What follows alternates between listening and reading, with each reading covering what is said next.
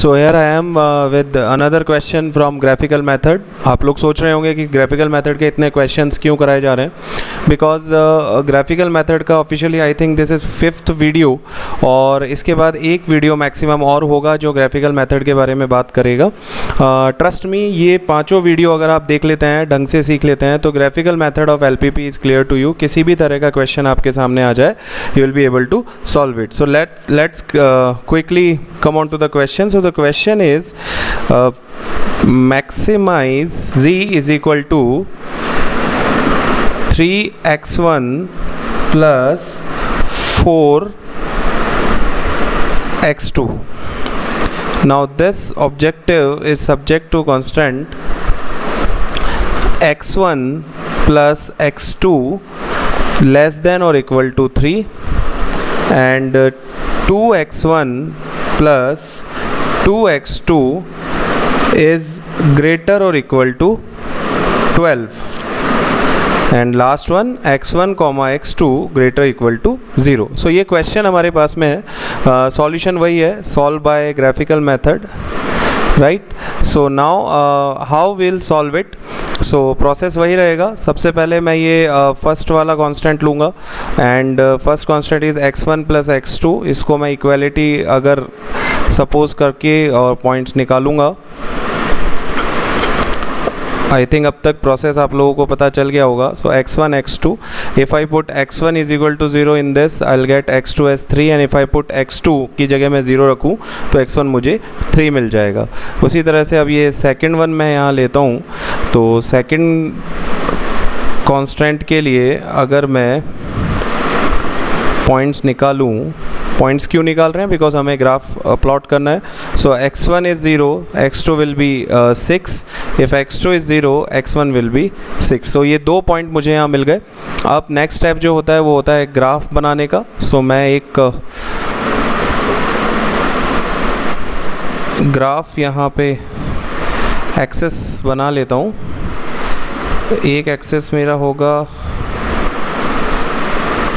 x access जो कि x1 जिसे x1 रिप्रेजेंट करेगा एंड एक y एक्सेस जिसे x2 रिप्रेजेंट करेगा. So this will be your x2 and this will be your x1.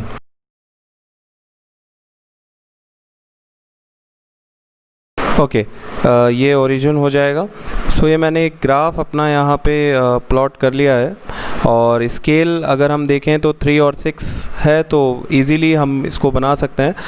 Scale की बात करें तो आई थिंक हम 1 2 3 4 5 6 भी आराम से ले सकते हैं. So if it is 1, this will be 2 3 4 5 6 7 8 9. Let's suppose उसी तरह से 1 यूनिट का स्केल मैं यहाँ ले लेता हूँ.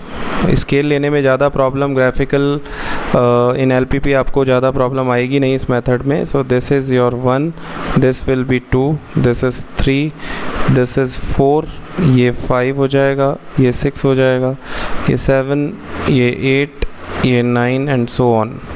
ठीक है. उसी तरह से यहाँ देखें तो ये 1, ये 2, ये 3, ये 4, ये 5, ये 6, ये 7, ये 8 एंड 9 और सो ऑन. सो ये मेरा मैंने अपना एक रफ ग्राफ बना लिया. सो नाउ फर्स्ट मेरा जो कांस्टेंट है उसकी पॉइंट है 0 3. So x1 0, x2 3 will be here. ठीक है. And x1 3, x2 0 will be here. So इन दोनों को मैं एक लाइन से कनेक्ट कर दूंगा and that line will represent the first constant which is x1 plus x2 less than or equal to 3. Okay, now the second line, second constant line for the second constant will be 0 comma 6 and 6 comma 0. So x1 0, x2 6 will be here, यहाँ होगी. and similarly x2 0, x1 6 will be here, ये होगी. सो इसको भी line से connect कर देते हैं फटाफट. ये लाइन मेरी ड्रॉ हो गई। ओके, अगेन पॉइंट्स की बात करते हैं तो नाउ एक चीज़ हमने यहाँ पे अभी नहीं की, दैट इज़ द एरिया। सो इस लाइन की बात करें तो दिस लाइन इज़, मैं इसकी इक्वेशन यहाँ लिख देता हूँ, x1 plus x2 less then और इक्वल टू 3। सो ये लेस देन इक्वल टू है, एरिया इसका टुवर्ड्स दी ओरिजिन होगा, नीचे की साइड होगा, जो भी जैसे भी आप समझें।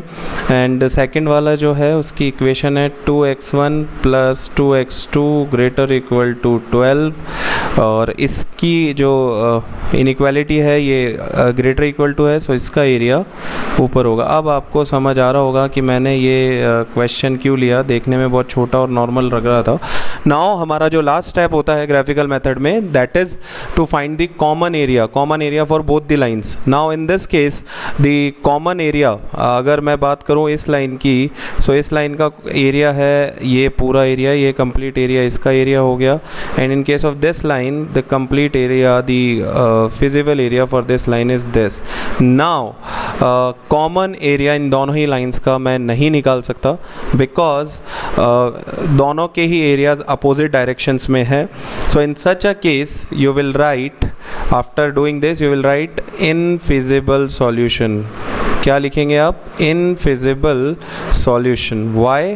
Because in this case, in this particular case there exists no point which can satisfy all the constant। आप एक भी पॉइंट मैं लिख देता हूँ यहाँ पे, there is no point which can satisfy both the constants। so there is no point which can satisfy both the constant। so constant को satisfy करने वाला एक भी point नहीं मिला, that means there is no answer। so you will write infeasible solution। so this is a case of infeasible solution। इस तरह के केसेस में आप यही लिखेंगे। अब एक बात देखिए, अगर आप इसको वैसे ही ऑब्जर्व करें तो यहाँ से ही आपको इस क्वेश्चन के अंदर जो भी पंगा है वो वैसे ही पता चल जाएगा, because first constant is x1 x2 less than equal to 3। Second constant इन्होंने दिया 2x1 plus 2x2 greater equal to 12।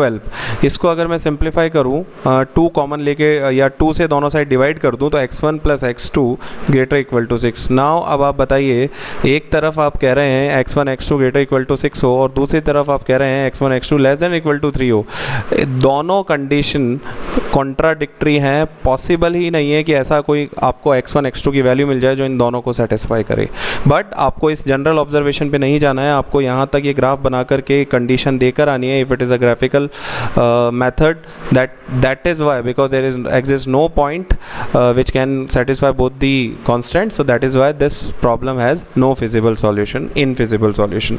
so this is how we have done another question of graphical method। most probably this is the last video for graphical method, or I'll check and if I'll find मुझे एक कोई नया question मिलता है जो मुझे आपसे discuss करना ज़रूरी है,